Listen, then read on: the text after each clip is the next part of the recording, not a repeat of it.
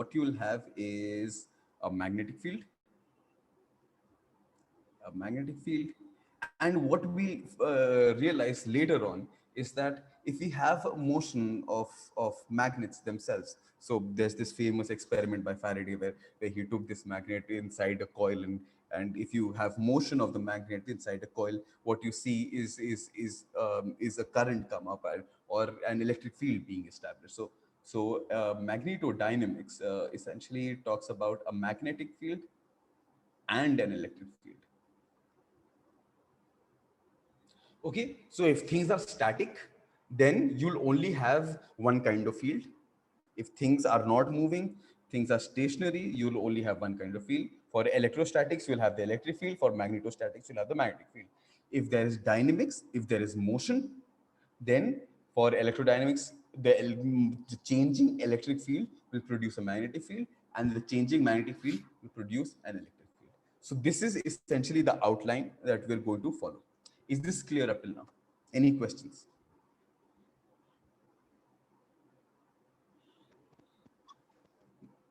Nothing? Let's move on then. Yes, go ahead. Sir, I was not able to hear you in between the last line. The last line. Essentially, at the end, what I was saying was, if you have, if whatever problem you are getting, if there is no motion in the problem, for example, you have a set of let's say 4 charged particles which are just kept here. They're not moving. Remember, they're not moving. They're just kept here, and you're asked to, for example, calculate the electric field at this point, or you're supposed to calculate the force on this charge. There are many questions from this setup that one can give. The point is that such a Yes, system sir. will only have electric fields that are established. It will not have magnetic fields. And if you have magnets, you will only have magnetic field and no electric field. But however, if you have charged particles which are moving with velocity or with some acceleration, essentially meaning that your electric field is a function of time. If electric field is a function of time, you're going to have a magnetic field that is going to be established. And if you have a magnetic field which is a function of time, you're going to have an electric field that is going to be established. Okay? Does this make sense? So, sir, this means that when we are talking about static motion or static electricity or magnetic static force, then only When single you're force talking will about act magnetic or electric. Bacha, when you're talking about electricity, by definition, you're talking about moving charges, right? Yes, sir. So you're not talking about electrostatics anymore. You're talking about electrodynamics. So So that current, as the you electron. exactly pointed out, comes under electrodynamics. So this is essentially current.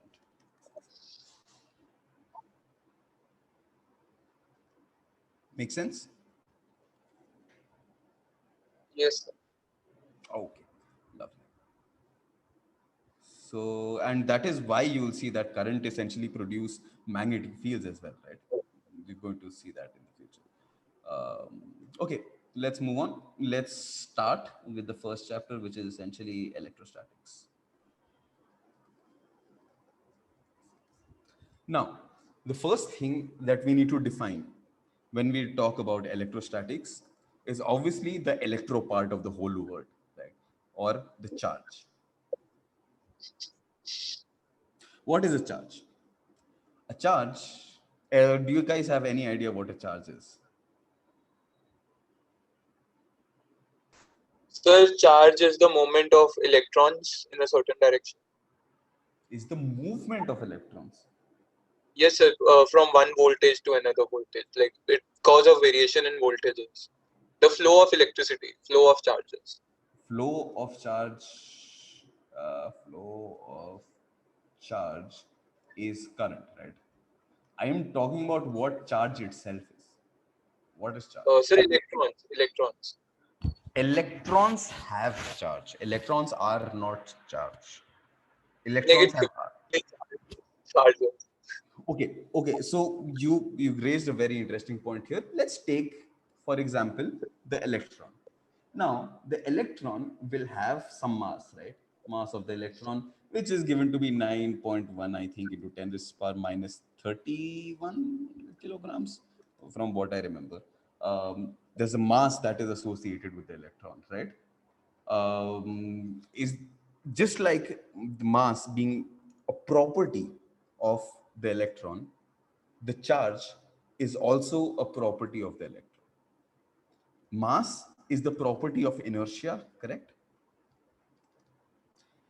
Charge is also a property of inertia, but it's a property of inertia with respect to the electromagnetic field. So it's essentially an intrinsic variable, an intrinsic quantity. So just like mass, it's intrinsic, it's fundamental to the electron. It has some charge. It is an intrinsic property of matter,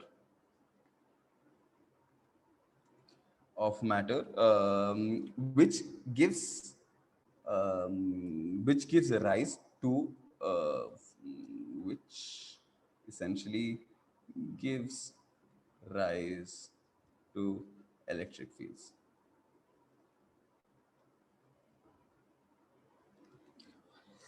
So, as I've defined it here, charge is an intrinsic property just like mass, and it's the source of electric fields.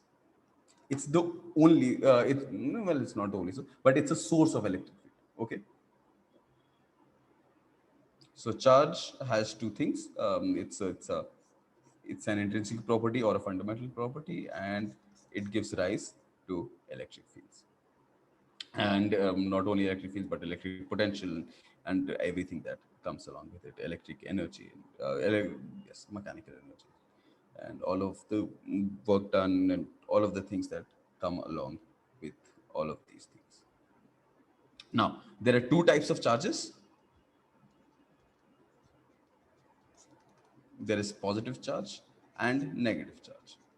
Okay, so the electron, which has a charge of 1.67 into 10 to the power minus 19 coulombs. Coulombs is essentially the SI unit of charge that we're going to use. Just like kilograms is the SI unit of mass, we're going to use coulombs for charge. And this is essentially 1.6 into 10 to the power minus 19. This is the charge of an electron. But this is not only the charge of an electron. If you talk about a proton, the proton has so an electron has negative charge, so it has an electron has minus 1.6 into 10 to the power minus 19 coulombs of charge. So a proton, let's say indicated by a p, will have plus 1.67 into 10 to the power minus 19 coulombs. Make sense? Yes, sir. Lovely. Lovely. Excuse me, sir. Yes, go ahead. So, sir, when we talk about charge, then we have to even consider the electric fields that would be associated with it, right? See, all charges will produce electric field, yes.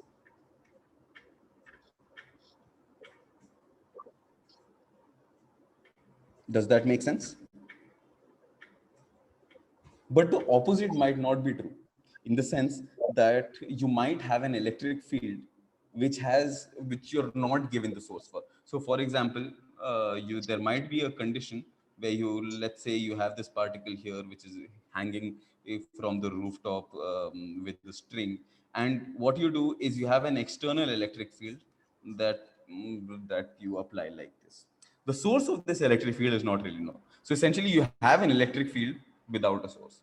The source, what essentially technically what you say is that you've kept the source at infinity, so it's really far away, and hence the electric field lines are going to be parallel with respect to each other. So it's essentially kind of a way to say that things are very far away. The charge is very far away, but in principle you're not really defining what the charge is or what the charge distribution exactly is, right? So you can have you will have things like this as well. Okay, moving on, let's come to units. As always, there is the SI unit, which I've already talked about. It is coulomb for the charge.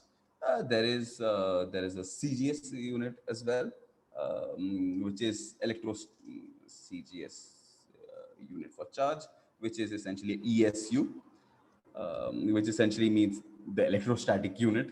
Um,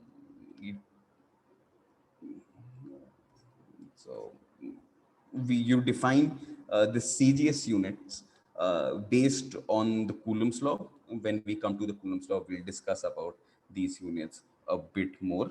But for right now, know that for this, the SI units is called Coulomb, and the CGS unit is just called the electrostatic unit. Okay. Now, the fundamental property of charges essentially add up. So how are you going to add charges? So let's say you have some positive charge which is lying around in here, and you have some negative charge here. Okay, so you have 4 positive charges and 5 negative charges. So if I take this whole system, what is the total amount of charge that you have here? The total amount of charge is just the 4 negative charges, or the minus 4 times the charge of an electron, plus, sorry, there's 5 times the charge of an electron, because there are 5 negative charges and 4 positive charges. So 4 times the charge of the electron, you have the minus sign indicating that you're talking about the minus signs and not the protons. So in total, what you get is 1 times the charge of an electron. So very simple. It's just adding things. Now, if you want to charge up an object, let's say you have this kind of an system where you have 4 charges in the middle and 5 charges outside. What if you want to put in more charges on top? Such a process of accumulating charge, process of accumulating charge is called charging, right? It's called charging. So this is essentially the process of accumulation of charge.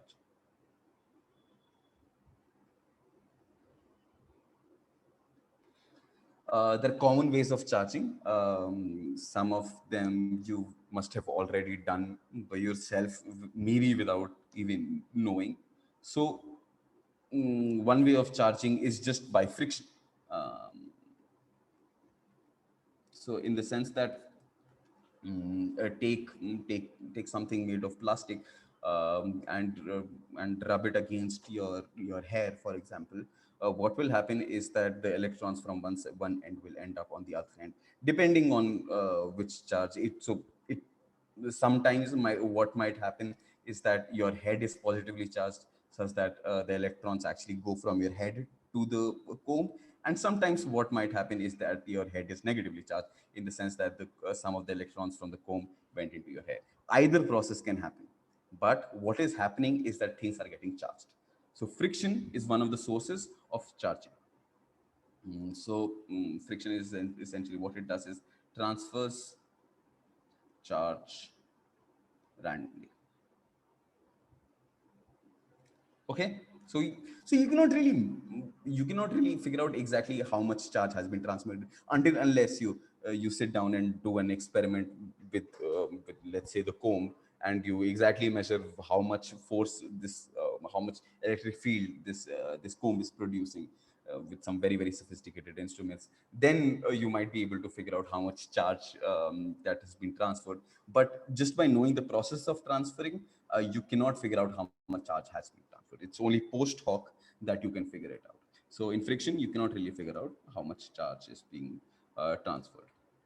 Then another way of charging things is what is called conduction.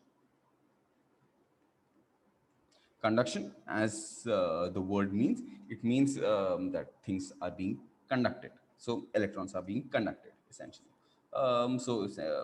It's essentially the amount of current that so you have movement of these electrons from place A to place B. Van de Graaff generators are a very good example of such kind of a charging system. Conduction. And then finally, you have induction. What does induction mean? Induction means you're charging yourself. So essentially, you can imagine a system which is essentially producing an electric field, which makes electrons from a body adjacent to it to be attracted towards that body.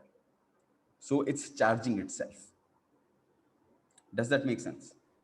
Sir, but how do we consider induction when it's come to electricity? So we know about induction plates and everything that is related to heat, like they No. self heat. No. So induction cooking is a different idea altogether.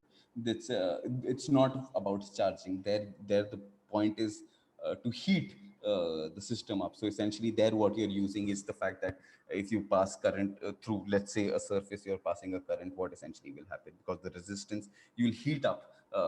You'll heat up the thing. You're using that property of heating up. You're not really using it to charge up the induction plate, are you? Does that make sense? Yes, sir, but where do we use induction when it comes to charge?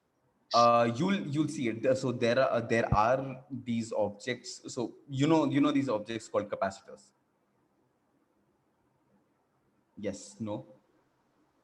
So capacitors are these objects that are used in electronics a lot. There are another set of objects which are called inductors. Inductors essentially use induction. Does that make sense? So basically, when we talk about some electronic device, Hmm. so induction is used in the process of charging, right? Yes. So basically, the thing which catches the charge from the lead when we put it to charge, Hmm. that thing is the basic induction material, Sure. Yes. Sure. Okay. You can say that. and the charger will be the conduction medium. Yes. You can say that. You can say that. Yes, sir. Lovely. Okay. Everything clear up till now? Okay. Yes. Let's move on and talk about some properties. That's spelling. Properties of these charges. First thing, we already discussed the additive nature of charge. The additive nature of charge, which is essentially, if you have 4 charges and you have 5 charges, you add them up, so you get 9 charges. Not very surprising. But the second property might be slightly surprising, which is essentially invariance. The invariance of charge. What does this mean? This means that it does not, the amount of charge that you have does not change if you just change the place. So you have a translation invariance. So invariance में कई चीजें आएंगी. You'll have translation invariance, which essentially means कि if you have let's say 10 coulombs of charge here, if I take this to Paris, and if I open the box, it will still have 10 coulombs of charge. It won't just magically go away anywhere. Translation invariance, it will have rotational invariance, in the sense that if I have a charged 10 coulombs of charge in this direction, and if I change my direction, my charge is going to be the same, right? So it will have translation invariance. It will also have time invariance, but we'll come to that. Yes, okay. It will also have time invariance. So you have today, you tomorrow. If there is no external force and there are no external things, then you'll have the same amount of force. So essentially, saying that it's not being created or destroyed, or conservation, which essentially we'll come to. That is why I was waiting for it. But there's one more thing. It's invariant to speed.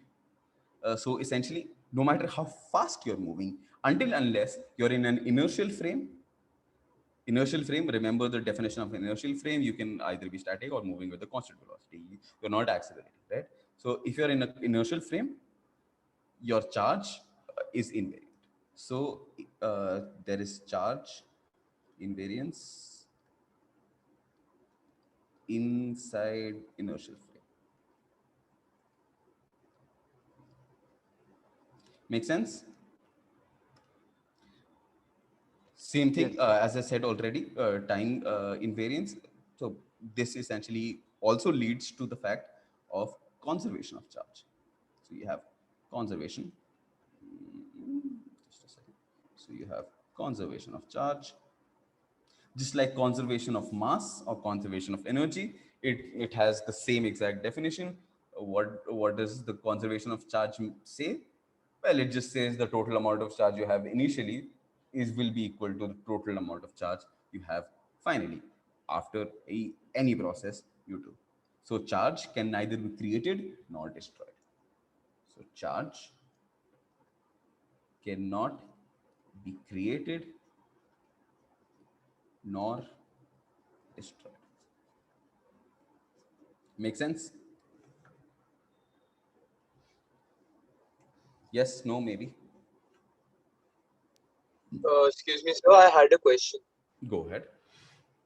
So when we are talking about invariance of charge, so when we took this aspect of what do you say in inertial plane. So when we supposingly we are putting a smartphone for charging in a moving car and we are on a journey. So that thing accelerates and even deaccelerates. So how does that affect the charge? Like, would the charge No, no, increase or decrease? no. Wait. You're moving at a constant speed. You're not accelerating. It's either Yes. you're stationary or you're moving at a constant speed. It's not Oh, that you're accelerating to a constant speed. If you're accelerating, then things become weird. Charge doesn't remain invariant. Invariance so and sir, conservation are two different things. uh-huh. So sir, if Make sense? we supposingly, if we like, there are very halts and acceleration in the journey, right? Okay. So the so does that affect the charge of my smartphone when we are in a car? Hmm. Like even if we have to go through traffic and then we hit a highway, there will be certain times when we will break down and even accelerate. So would that create any variation in the charge our mobile phone will No, experience? it won't. No, it won't. Yes. So what is the difference between invariance and conservation? So invariance is a more general term. Invariance means you have invariance in translation, you have invariance in rotation, you have invariance in time, and you have invariance with speed as well. A conservation of charge essentially just means you have invariance of time. Makes sense? It's Uh, essentially the same thing. But conservation of charge, conservation, you use the term conservation only when you're saying okay, time invariance I'm using. okay, sir. Make sense? Yes, sir. Lovely. Okay, so let me give you an example of this. Let's try to build up an example where things might actually go wrong.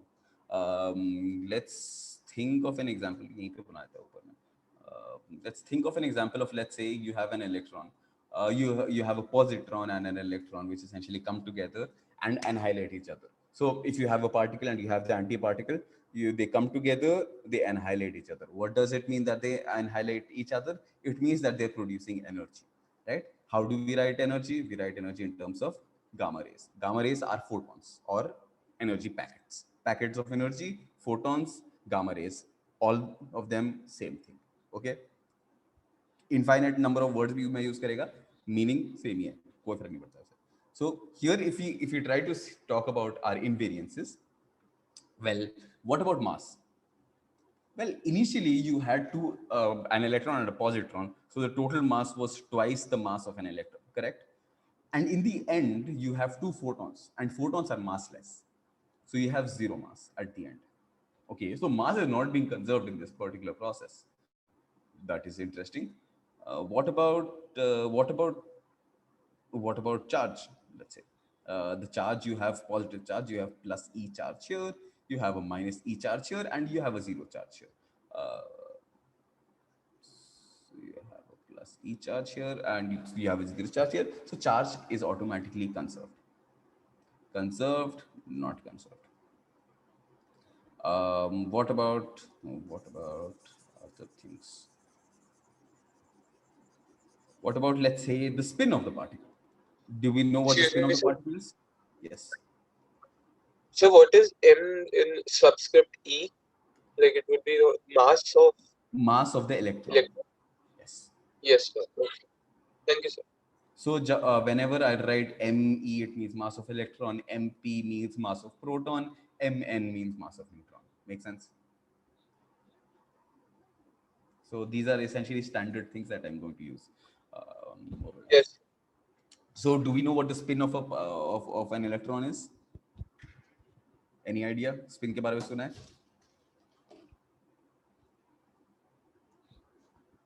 Okay, the spin of an electron is half. If you try to conserve, so the electron has spin half, the positron has spin minus half, because two opposite states, and the two gammas that are being created. Interestingly, also what is the spin of a photon? Well, turns out the spin of a photon is actually one. It's Okay, I will not talk about polarization right now. So one of the gamma will have spin 1, and the other gamma will have spin minus 1. So initially the total spin was 0, and finally the total spin is 0. So the spin is also conserved. What about the energy? Let's say the energy, the kinetic energy, the mechanical energy, the kinetic energy plus the potential energy. Initially, you have the electron and the positron. Well, let's say they're just sitting there, and then they annihilate each other. So they're not really moving at any speed. So they don't have any kinetic energy. So the total energy initially would be 0. Let's also consider they're not in a gravitational field, for example. So there's no potential energy also. What about finally? You have two photons. We know that the photons carry energy, and the energy is equal to h times nu, where h is the Planck constant and nu is the frequency of the photon, right? Plus h nu, so it's essentially just 2 times h nu. So your energy is also not conserved, not conserved. Okay, so your spin and your charge are conserved by themselves. Mass and energy are by themselves not conserved. If we want to conserve mass and energy, we need to take them together. So essentially, it's not just the conservation of energy or conservation of mass, it's the conservation of mass and energy. So then you'll essentially say that 2 times me should be equal to 2 times h nu, and hence you can calculate the frequency of the photons that are coming out, which will just be equal to h nu is equal to me. So nu will just be equal to me over h. So these are small calculations that you can do. It's just nice to know about these things. Not very important, but to get to know these terminologies, to getting used to these words and these technical details, it's always good, so that you're used to them, and whenever you see them in a problem, for example, or in a textbook or in an exam, you'll be ready for that. Excuse me, sir. Yes, go ahead. So, like for the expression for energy is 2hp. Okay, so I said that my mass and energy are conserved, so they together are conserved. So here my final mass was 0, and my final initial energy was 0. So all I'm saying is my 2me should be equal to 2 times h nu. So 2 times the mass of the electron should be equal to 2 times h nu. I cancel out the 2's, and I get that nu is just me over h. That is all I'm doing. Oh, okay, sir. Thank you, sir. Okay. Next property. Well, there is this thing called quantization of charge. Quantization of charge. What does it mean when somebody uses the word quantization? Quantization is a big word. Obviously, it is a very exciting word because obviously quantum mechanics and all of those things. However, quantization, all it is saying is that things are broken up into chunks, into packets. Things are not continuous, things are discrete. Discrete in the sense कि it's not like a number line, it's not the real numbers, it is the natural numbers. So it's not continuous, but it is discrete. It's just talking about, let's say, the natural numbers. Quantization, so there is a smallest limit under which you cannot observe any charge. And what is the limit? That limit is the charge of an electron. Turns out that's what it is. So all observable charges are integral multiple of E. So any charge that I have, let's say Q is the total charge I have. This Q total charge will always be some integer multiple. So this will be an integer, just like here, some integer multiple of the charge of an electron. So any charge you have will always be made up of electrons, essentially. That is what I'm saying. There is no other source of charges. Okay.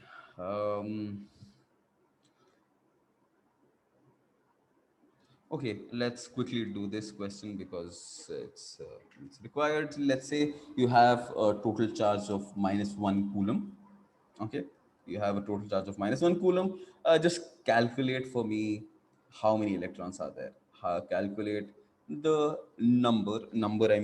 I will always use this hash for number. Calculate the number of corresponding electrons.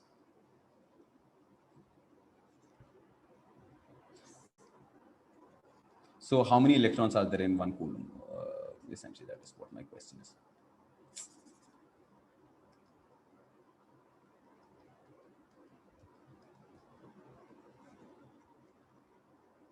Does the question make sense?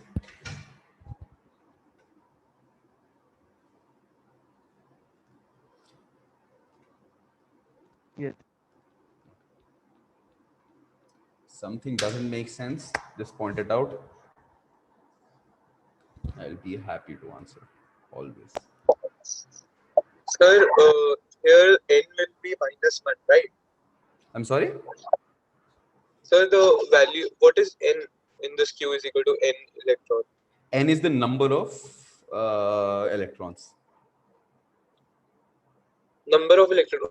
Okay, sir. So 1 coulomb of charge has 6.3 into 10 raised to power 4, I guess. So let's just put in the values here, right? Your Q is -1. So -1 is equal to number of electrons times the charge of an electron, which is -1.6 into 10 to the power -19. 1.67 into 10 to the power -19 coulombs. Okay, so just calculate n for me. The negative signs cancel off. So n is just 10 to the power 19 divided by 1.67, which is 10 into 10 to the power 18 divided by 1.67. What is 10 divided by 1.67? Well, it's going to be somewhere around 6.7, right?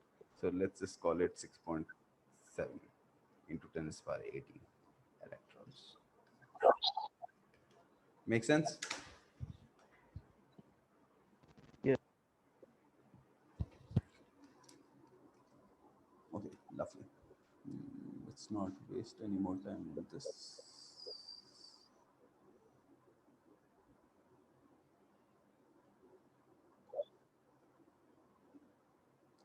Number of electron, how many charge are there? Oh yes, this is also a good question. Another question based on similar logic, but slightly uh, more difficult. How much, or how many slash many positive and negative charges uh,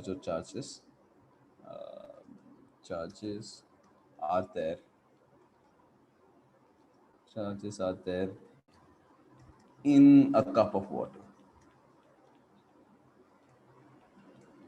So let's say a cup of water generally is around 300 ml. Let's just say that.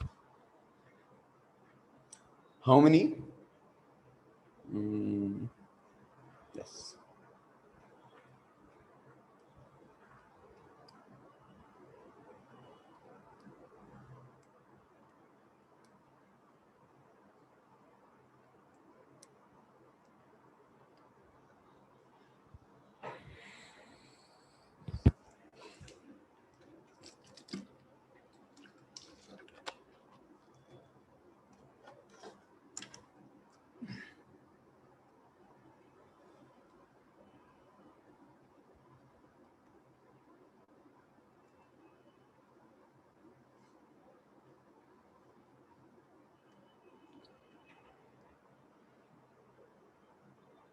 Okay, thoughts?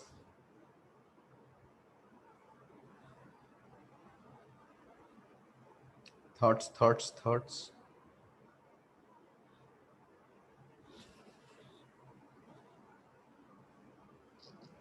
Excuse me, sir. Yes, go ahead. Sir, I believe first we'll take H2O and then the number of electrons and protons in H2O, in hydrogen and oxygen. Yes. Then we get the number of minus, negative, and positive charges that are in Yes. water. Absolutely. But I guess it would be according to liters. So we have to multiply it by 300 by 1000, right? Yeah, absolutely. So 300, so volume jitna diya hua hai is 300 ml or zero point 0.3 liters, let's say. Um, what next? What is the density of water? Because now you logical step would be to convert it into mass, right? Correct. Why do I convert it into mass? Any Yes, sir. idea? Any idea why am I converting it to mass? Uh,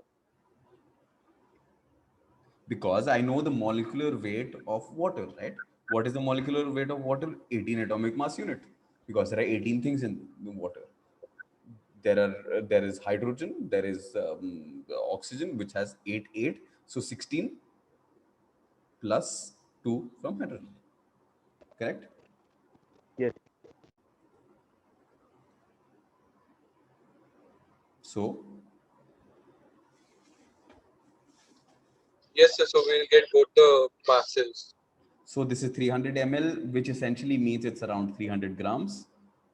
Water ka density or loge, so that's why water is nice. It's around 1 gram in 1 ml, approximately. Okay, so this is around 300 grams. So 300 by 18 will be the number of water molecules, right? Take the total weight divided by 1 ka kitna hai. Then you will get how many number are there. Make sense? So this is 30 divided by 80, so you'll have 100, and you 6.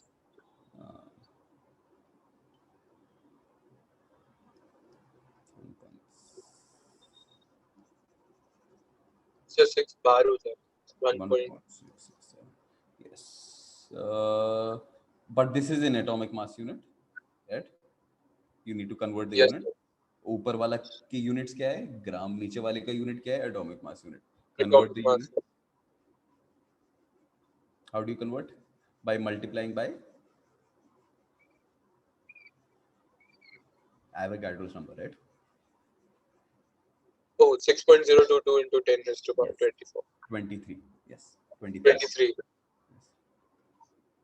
So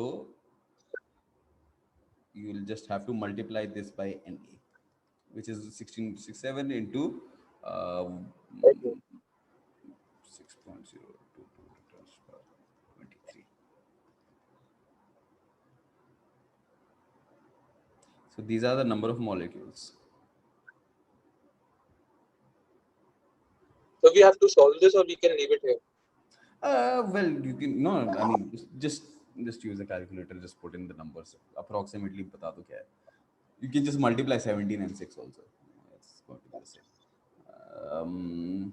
But this is the number of molecules. What you need to do is go ahead and calculate the number of electrons and protons, right? So we'll multiply it by atomicity. which is how much for water? So which is 2 for water and 1 for oxygen. Yes. Huh? What? What? Wait. So What? we have What? 2 of hydrogen and You- 1. Yes, you have 2 oxygen and 1 hydrogen, right? So how many? So this is Yes, one sir. molecule. How many protons are there in oxygen? How many protons or electrons? Number of protons or electrons तो same होगा ना? कितना है The oxygen में? 2. The Oxygen में. 2. Oxygen में. Atomic number Uh, क्या है? Hydrogen, helium, lithium, beryllium, boron, carbon, nitrogen, oxygen, right? 8. 8. So 8, 8, 1, right? 1 yes, proton. sir. Oh, sorry, H2O. So you have 2 hydrogen and 1 water. Sorry. Yeah, so, That's what I was saying. So मैं सोच रहा था क्या है. so total 10 है. Total 10 है. Yes, sir. Total 10 है. So there are 10 protons in one molecule. So this is the number of molecules. So to calculate the number of protons, you'll have to just take the number of molecule and multiply it by 10. Essentially the number of atoms 10. in the molecule. So essentially Yes, sir. just do this calculation and tell me what the final answer is. Which will also be equal to the number of electrons, by the way. Because it's a Because neutral, protons are equal to. because water is neutral, yes.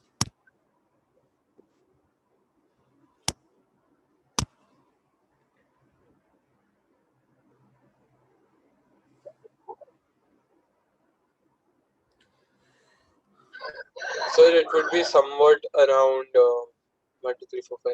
1, 2, 3. Power बता दो 10 to the So power. 100 point. Sir, In 10 to scientific the notation. power 6. Sir, 10 to the power 26. 10 to the power 26. Sir, 24. 24. Yes.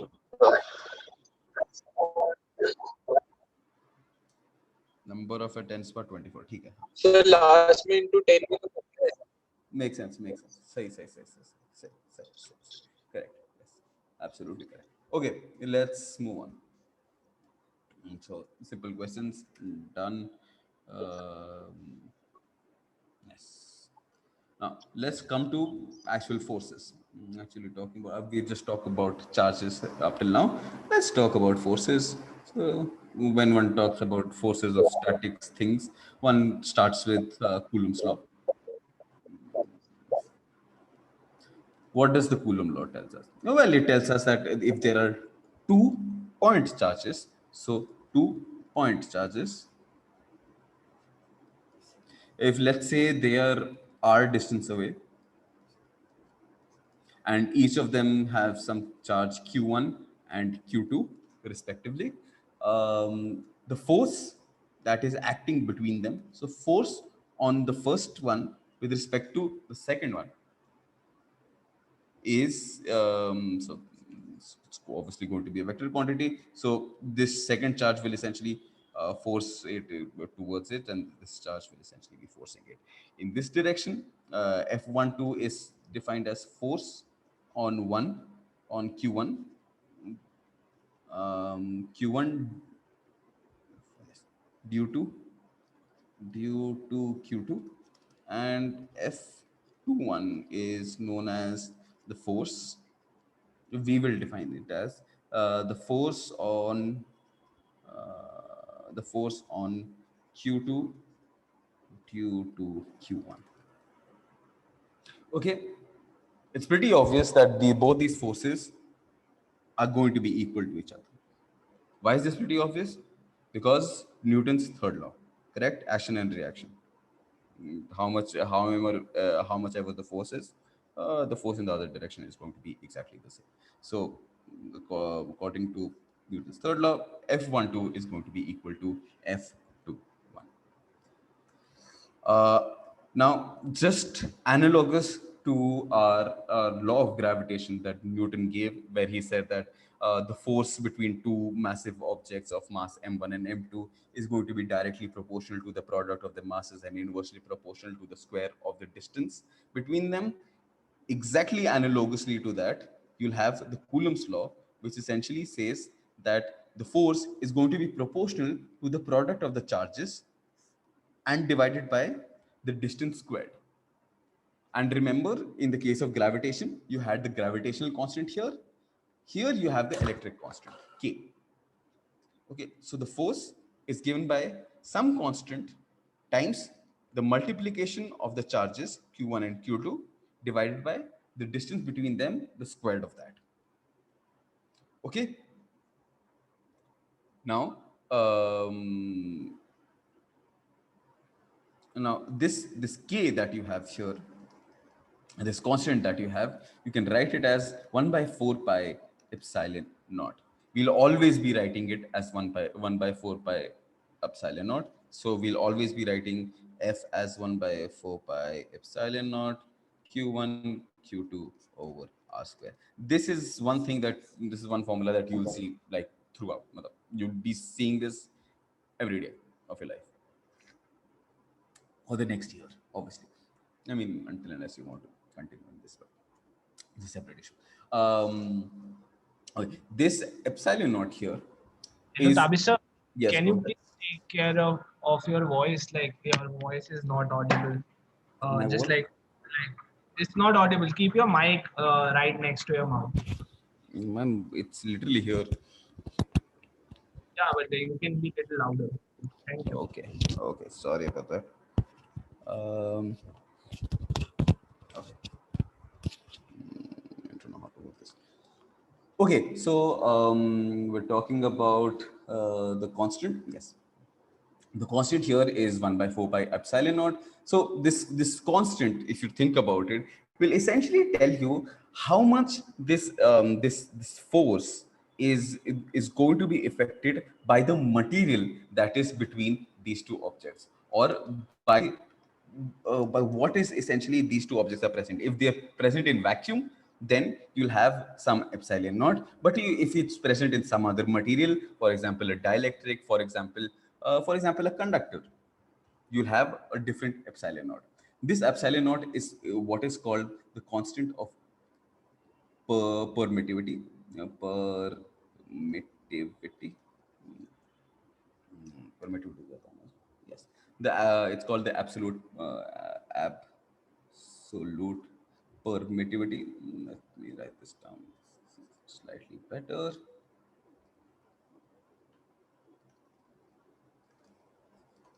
Okay, and this is essentially this is a constant for vacuum.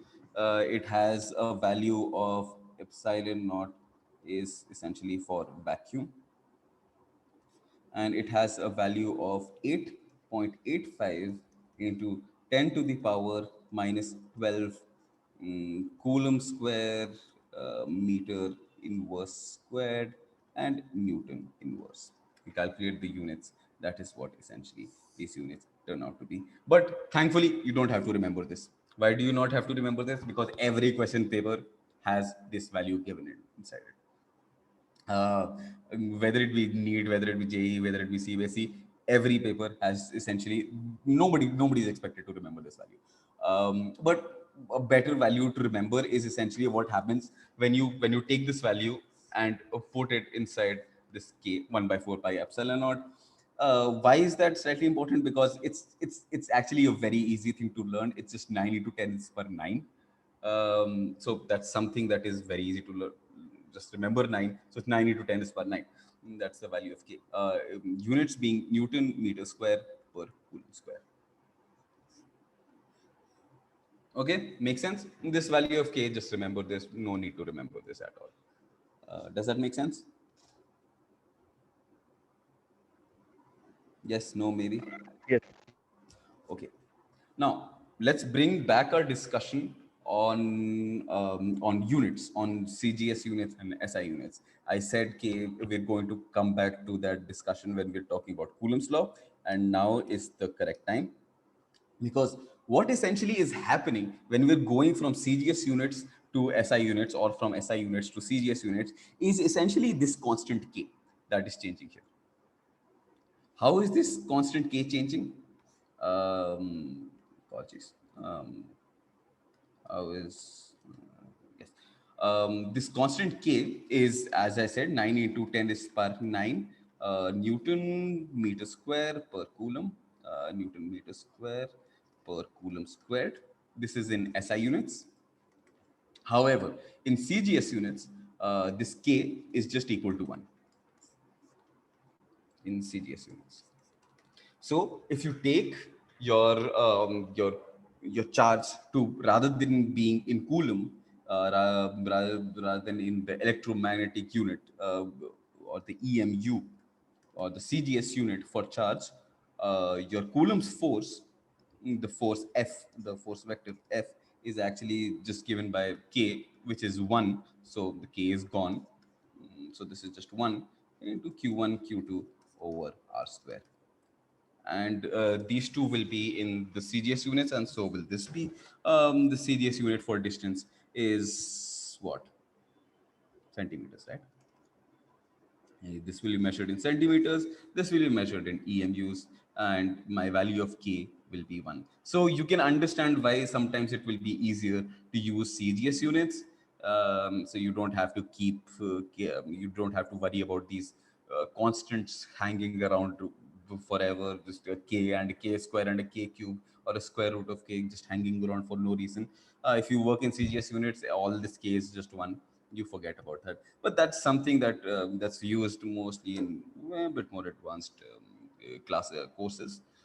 We're going to more or less keep the value of K here and never really going to work with the CGS units. However, it's important to know that it exists. It's important to know that the approach that we are following is not the only approach out there. There are many other approaches that one can use, and some of them might actually be better for other uses, for different uses, depending on what kind of use you want. Okay, any questions up till now?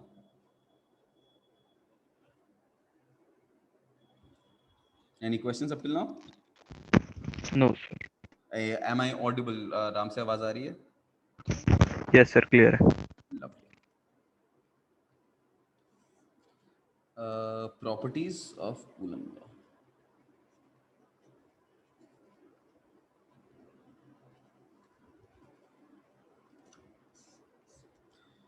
Okay, there are some properties of Coulomb law. So when Coulomb law is essentially applicable, as I said, initial the first statement I said, it's only valid for point charges. So valid only for point charges. So it's okay to use Coulomb's forces if you have, let's say, these 5 charges, these point particles, and you need to calculate, let's say, the force on this one. You know, it's relatively easy. You can use Coulomb's law in order to do this. However, if you're given like a distribution, the charge is actually continuously distributed on this surface, let's say. So let's say this surface has positive charge, it is continuously spread on the surface. Coulomb's law breaks down. Coulomb's law doesn't know how this will work. We'll come to these systems most probably in the next class, but we will, yes, most probably in the next class, but we will come to it very soon. Okay, so this is valid only for point particles. And then to use this law at one of the charges, at least one of the charges must be at rest. At least one of the charges must be at rest. Okay, and the separation and be at rest, and the separation or the R distance must be constant.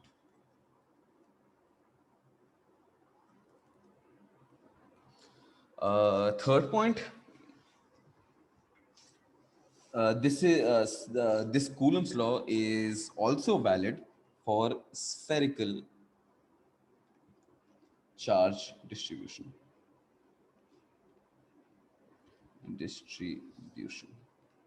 So as I said, you can have a charge distribution. This is a weird looking charge distribution like this. Coulomb's law will not be valid here. However, if you have a perfectly spherical charge distribution and so spherical ball, and then you put some charge on top of it, the Coulomb's law, for any object outside the body. Remember, also any object outside the body, inside the body, what is happening? We'll come to that in the future, but right now we're just talking about outside the body. For any object outside the body, Coulomb's law is perfectly valid. Okay, so it's all valid for point particles and for spherical distributions. So slightly more general. Sir, Yes, go ahead. sir, can you please repeat the third point? The third point is that for spherical charge distributions. So when I say charge distribution, I mean you have any object, कुछ भी random shape है, उसमें उसको charge दे दो, उसके उसके surface पे charge आ गया कोई. So for any random surface, Coulomb's law will not work. But if you have a spherical charge surface and उसकी surface पे मैंने charge डाल रखा है, then Coulomb's law will be valid for any particle that is outside the sphere. Make sense? Yes, sir. फिर से बोल लूँ, बोलना तो बोल सकता है मैं आराम से. Yes, sir. Clear. Okay, lovely. Then you have this force. The force that is given by Coulomb's law is conservative. Do we know what the meaning of conservative is? Yes, sir. Neither be And- created nor I'm sorry. neither be created nor be destroyed. मेरे को सुनाई नहीं दिया, sorry. आपकी आवाज cut रही थी. Can you repeat Sir, that? neither be created nor be destroyed. Conservative. A force is conservative. Conservative forces क्या होता है? Conservative forces क्या होता है?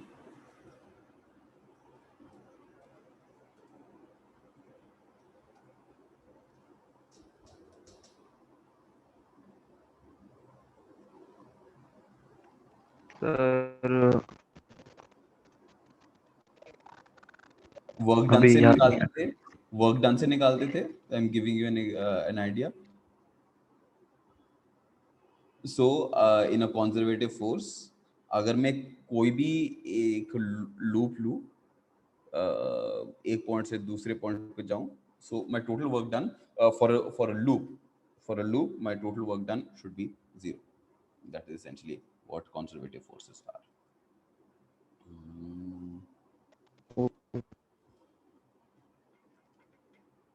And this Coulomb's law force is also what is called a central force. What does it mean for a force to be central? It means that force is given by a function of only r, of only the radius.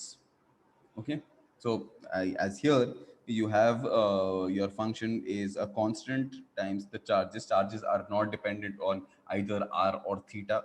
As I said, they're invariant distance with respect to distance, so they are just constants. So it's just 1 by r square. That is the only dependence on space.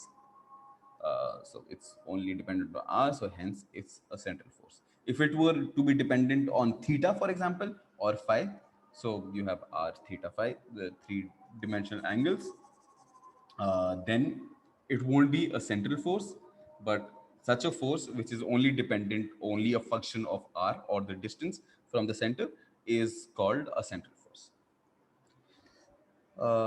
Okay, so these are the properties. Very, very simple question first. You have two charges, Q1 and Q2, which are kept, which Q1 is given to be 1 microcoulomb and Q2 is given to be minus 3 microcoulomb. Do we know what a microcoulomb is? Micro मतलब पता है ना? yes. Okay, lovely. So find the forces between, there's 3 millimeter apart. Okay. Find the force between these two charges.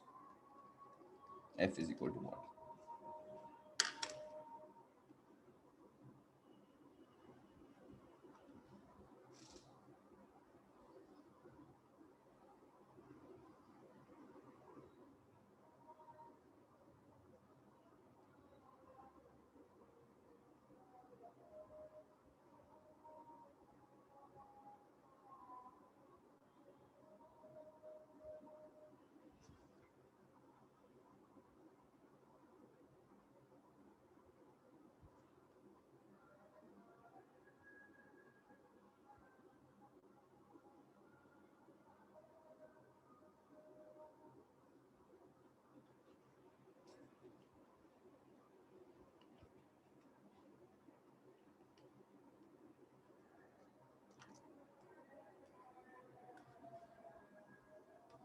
Okay, quick. This is super easy. इतना time नहीं लगना चाहिए. Just put in the numbers and tell me what the answer is. No. So what is force? K Q1 Q2 over R squared. Sir, 18 into 10 to the power 10. 18 into 10 is power 10. Nope. Let's see. What is K? K is 9 into 10 is power 9, correct? Yes. Yes. Q1 is given to be 2 microcoulomb. So 2 into 10 is power minus 6 coulomb into Yes. into minus 3 into 10 is power minus 6 coulomb. Micro, remember, micro is 10 is power minus 6. Oh, yes, sir. Yes. R is 3 millimeter. So 3 into 10 is power minus 3 Minus 3. Yes. into 3 into 10 is power minus 3. So 3 के साथ ये 2 चला गया. 6 ये 3 बचा, ये 3 बचा. So you have 6 into 10 is power minus 9. Yeah, Newton. That's a really, really small force, by the way. Really, really tiny, right? But this is the strongest force there is. Whoa. Huh.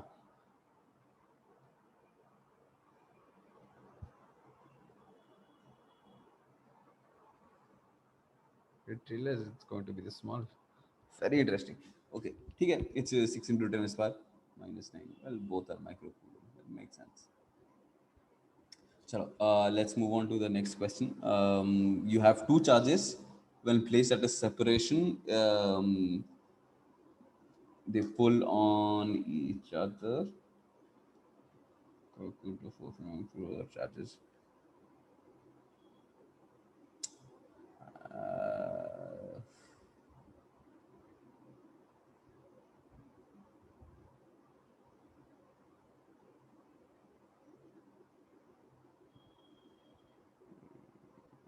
Okay, do this question instead. So you have a positive Q charge here, and you have a negative Q charge that is going around this positive Q charge. Okay, it's going in circular motion. Why is it going in circular motion? Because there is a central force that is acting just like tension. आपके पास एक rope है, आप घुमा रहे हो. Why is it going around? Because there is a central force. There's a force that is acting towards you, which is essentially the tension. Same exact logic here. You have the positive thing. The central force here is just your electrostatics. So the question is, the mass of the particle is given to be m. So what you have is a particle of mass m, of mass, let's say capital M, carrying a charge of, let's say, minus q, is moving around, is moving around is moving around another charge plus q, um, along a circular path of radius r, along a circular path of radius r. So this radius, this is approximately a circle. मेरा drawing बहुत बुरा है, so ये दिख नहीं लग नहीं रहा है circle, but supposed to be circle. Okay, so radius r. Prove for me that the time period for so the time it takes for one revolution is essentially just equal to 16 pi cube epsilon naught.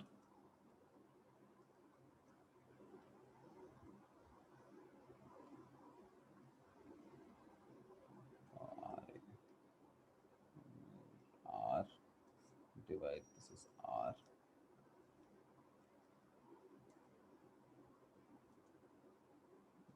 cube divided by q.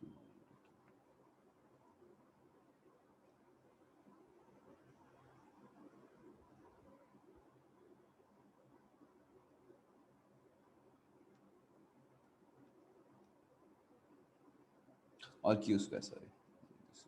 Q square, sorry. which is essentially Q1 into Q2. दोनों को equal कर दिया.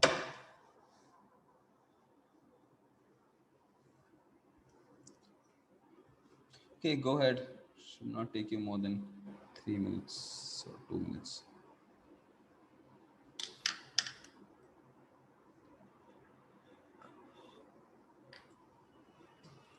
Do you remember how in the case of satellites you calculated the time period? याद है? No, sir. कैसे निकालते थे time period? Time period निकालते थे हम, पहले ओमेगा निकालते थे. देखो टाइम पीरियड निकालने के लिए लॉजिकली सोचो क्या चाहिए. टाइम पीरियड निकालने के लिए हमको ओमेगा चाहिए, क्योंकि हमको एक ही फॉर्मूला पता है ओमेगा टाइम पीरियड के लिए. टाइम पीरियड इज 2π/ओमेगा, राइट? हमको ये फॉर्मूला Yes, पता है. sir. ओमेगा निकालना, ओमेगा कैसे निकालोगे? ओमेगा वेल तुमको पता है कि बाहर जो फोर्स लग रही है, सेंट्रीपिटल जो फोर्स है, वो m ओमेगा स्क्वायर r है, और mv square by r, which is the same thing as m omega square r, right? And जो अंदर फोर्स लग रही है वो कितना है? k q1 q2 by r square, जो कि q1 और q2 सेम है, so q स्क्वायर हो जाएगा वो. दोनों को बस इक्वेट करना है, राइट? वहां से आपको ओमेगा निकल आएगा. ओमेगा निकल आएगा तो फिर अब उसको यहाँ पे फिट कर दो, टाइम Yes, sir. खत्म बात. That is how we did in gravitation also, right? Exactly ऐसे ही किया था हमने. मतलब मैं नहीं था teacher, but yes.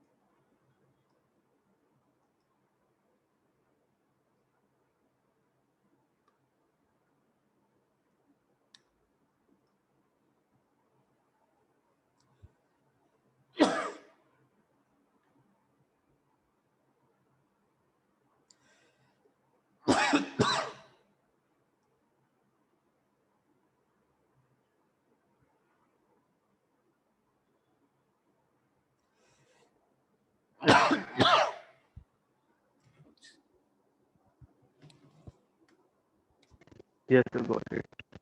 Lovely. So exactly ऐसे किया, राइट? आपने m omega square r just equated to k q square over r square. This implies ये r क्यूब बच जाएगा. ओमेगा कितना आएगा? Omega square is equal to k q square by m r cube, correct? Yes. आपको निकालना है क्या है? 2π/ओमेगा टाइम पीरियड जो है, that is just 2π square root of k q square times square root of m r cube. इसको square, apologies.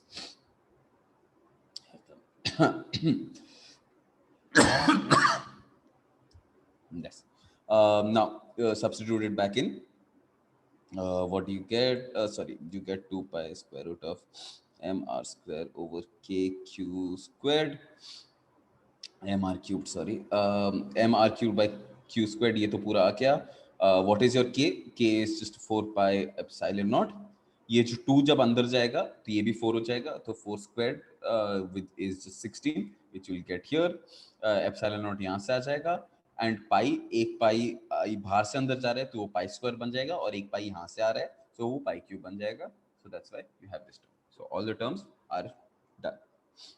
Yes. Essentially that is how you will go about doing this. Now one more question. Slightly dodgy question. So what you have is a free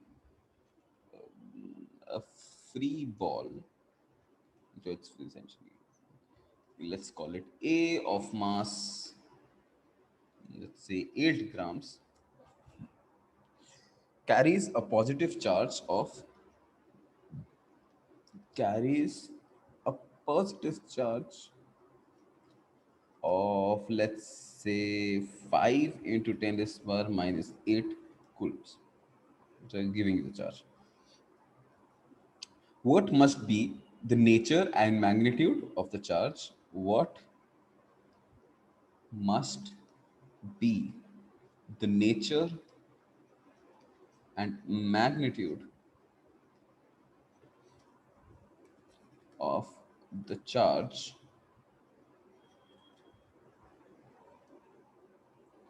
that should be given, that should be given to the second ball, to the second ball, B, let's call it B, fixed, which is fixed 5 centimeters below the first ball.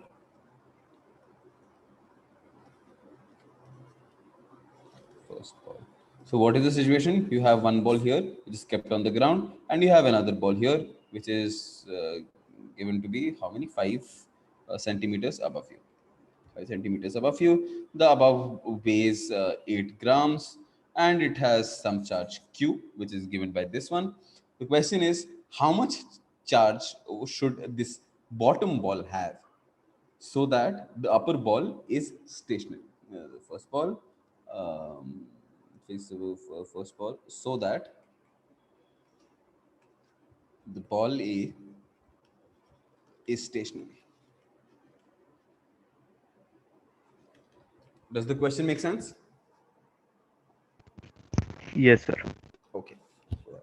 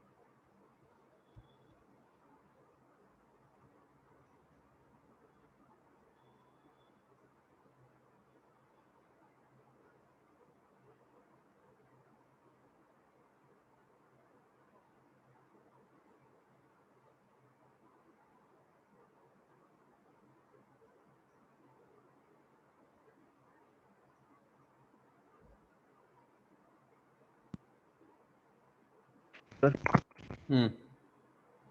0 Zero? Sir, क्योंकि force 0 होगा उनके बीच का. हाँ. See, ऊपर वाला जो है, it has some charge which is given to be 5 into 10 power minus 8. ये जो ऊपर वाला है इसका मास है, राइट? 8 ग्राम्स. तो इस पे mg लग रहा है. mg तो लग रहा है, ग्रेविटी तो लग रहा है. ग्रेविटी थोड़ी गायब होगा, राइट? Yes sir. सो आपको ये इक्वेट करना है ना, जो इलेक्ट्रिक फोर्स लगेगा F. So this F should be equal to mg. ये फोर्स कितना है? It's given to be K, Q1, Q2. So Q जितना दिया हुआ है, and let's call this QB. So QB, so QA बोल देता है, divide by R squared should be just equal to mg. So यहाँ से आप वैल्यू डायरेक्टली QB की वैल्यू निकाल सकते हो, mg R square divided by K QA. Make sense? Just substitute. Yes. Just substitute in the numbers and tell me what the answer is.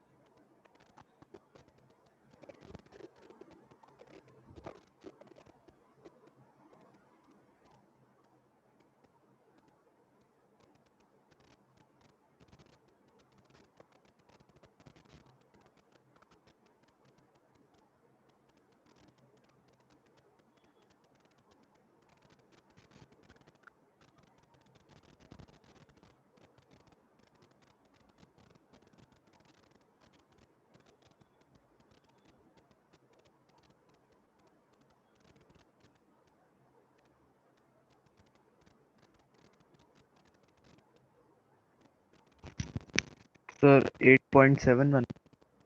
8.71 units. Sir, unit coulomb. 8.71 coulomb. Let's check. No, Mass. no, no, sir. 8.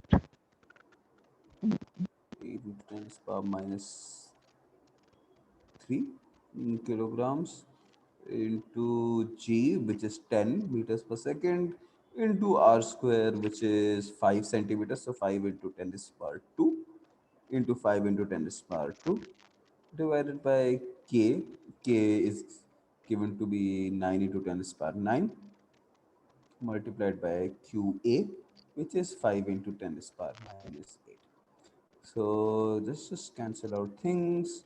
ये एक दे दिया, ये क्या इससे 8 5 सा 40, 3 के साथ ये क्या, इसके ये क्या